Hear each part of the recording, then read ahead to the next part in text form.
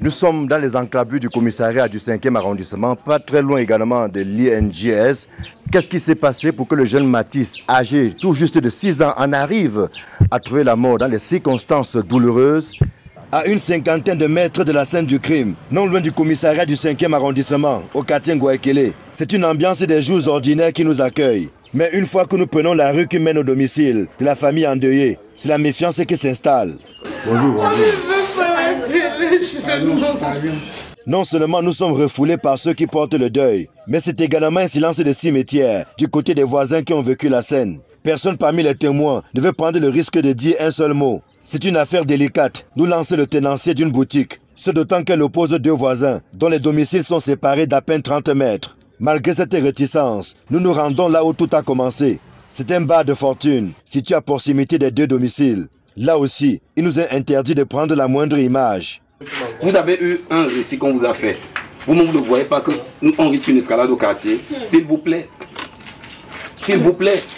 Mais sous anonymat, quelques langues commencent à se délier. L'on apprend alors que tout est parti d'une violente altercation entre le géniteur du petit Matisse et le père de l'artiste Lidol. Les faits se déroulent samedi dernier, aux environs de 14h30. Alors que les voisins se sont interposés entre les deux et que l'on croit l'affaire réglée, Black, comme on l'appelle au quartier, va aller chez lui se saisir d'un couteau avant d'effectuer une expédition punitive chez son voisin. Des 3 enfants présents, le petit Matisse, âgé de 6 ans, a la malchance de croiser son chemin.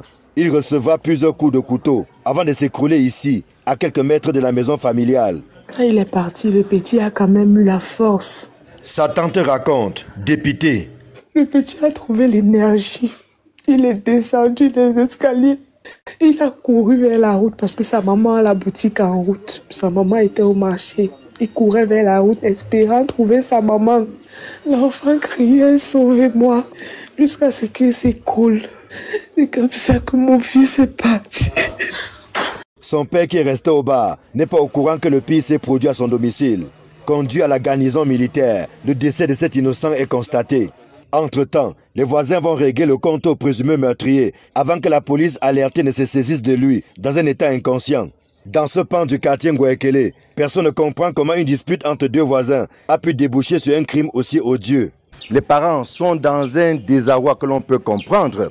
Seules les enquêtes donc qui ont été ouvertes pourraient permettre de rétablir les faits, mais davantage aussi d'établir les responsabilités par rapport à cet assassinat plutôt odieux qui choque depuis quelques jours.